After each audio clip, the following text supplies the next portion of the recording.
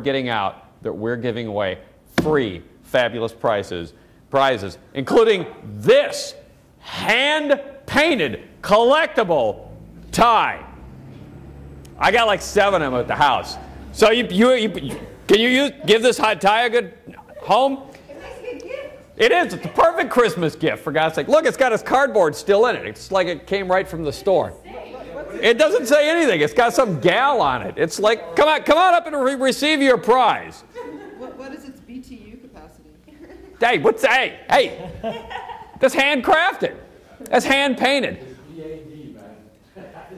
Exactly. This is value-added product right here. All right. So, but the social compact on this is that when I send out the email about the fabulous prizes that we've started giving away, you're not just going to reply. You're going to reply to all and say, "Oh my God, Pat, that was incredible. Thank you so much." And when you start giving away the garlic, same thing. We should get like 5 emails like, "Oh my God, the free stuff we got was incredible. Thank you so much. I'm going to use this. I'm going to use this," right? So that people start getting these emails out thinking that like we're actually giving shit away for free that actually counts for something, they'll at least pay attention, and maybe some of them will show up. They call this hucksterism. Yes, Carl. I think what Danae was saying is true, because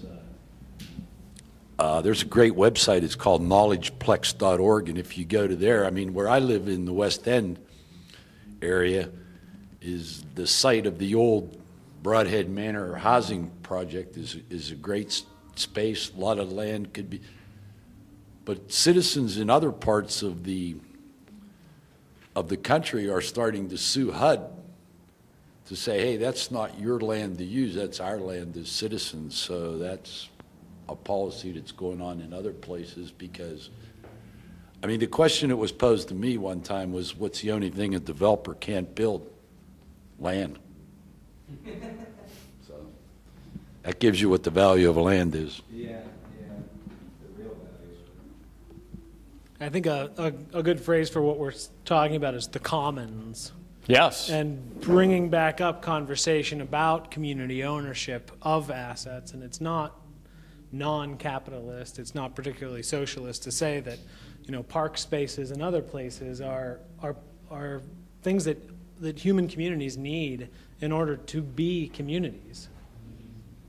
So the more, I mean, you get back to that softer definition of the bottom line is the more stool-like version of the bottom line that ain't just the dollars and cents, but has, you know, some other measures as well. that would be social and environmental. Something like As that. the other 2 legs Something. of that triple bottom line, yes. So more social capital, you know, not so much heavy on the financial capital and the bottom line for economics, but making sure that there are social benefits to the public spaces and things like cleaning up vacant lots and, well, the alleged vacant lots, and defining the commons as something that brings together the community. You know, that type of activity is what will redefine a particular area and help people to really get to know each other again. You know, the folks that I was tearing up asphalt with up in Cleveland, I didn't know them from a hill of beans, but after you know, spending time tearing out knotweed and hauling asphalt, you know, across the parking lot, you know, you really start to have some camaraderie. You know, you really start to feel a brotherhood with the people in the community. So, and that I feel is the most important thing that you'd get out of an urban agriculture project, more so than the food you would even get. Agreed. Did they plan on that site as soon as the asphalt was removed, or what? Yeah, well, yeah, they dug down. It was an orchard site, it's not going to be, so they've got another 5 to 10 years before they're going to get productive fruit off of the property. You know, they weren't pulling up asphalt and planting lettuce, let's say, right away. You know, that probably wouldn't be the best healthy use of that land. So they were, you know, digging deeper underneath of the asphalt, planting trees, doing some stabilization projects at the soil level to try to rebuild topsoil while the trees were becoming established. Sure. I think it's important to note when we were talking about going through the proper channels versus just grabbing the lot and going, for my organization, personally, a lot of people say, oh, there's so many vacant lots, you should really plant in them. And we would love to plant trees in the vacant lots, but you know, Greg says it takes, a lot of people don't realize it takes several years before a tree will produce any fruit that you can harvest. And for us, unfortunately, we can't plant in a vacant lot unless we actually get permission to use it for the next, what, 50 years, so that the trees actually get to grow and so that you can actually produce, if we decide to do fruit trees or nut trees, so you can actually get food from them. We've been planting filberts on some of the side streets, and there's a couple in the Whole Foods parking lot. I know of some in Squirrel Hill. Honestly, though, we have like hazelnuts, but we've only found one tree so far that is actually producing any actual filbert nuts, and it's in Mellon Park, and there are only a couple clusters of them. And when we smashed them open, well, we didn't smash them all open because we wanted to try to grow some. But when we smashed some of them open, they were, I don't know if they're really going to grow anything. I don't know if you could eat those. But that's the only tree we found so far that's actually producing, you know, the actual nuts. So. I have a question. Yeah. No, I have a mic. It's symbolic, Pat. So, thank you. So, what about existing stuff, like the pawpaws? Now, mind you, I don't want the pawpaws ending up with somebody tagging them with a GPS and up on a website. But that website does exist. Yeah, for LA it does. Nationally. Pawpaws in LA? No, well, I know that, but like there is a website. My wife, see, I should come more prepared. This is a message to my wife. Honey, remind me to get the name of that website from you. There is a website that essentially is open source where anybody who has a food producing resource in any city can go with the GPS and plug it, go to the website, and say filbert tree that actually produces located here. Anybody doing that stuff here? Mushroom patch. You don't give away your mushroom patch. Well, no, but like you blindfold someone and lead it to them so they can't find it again.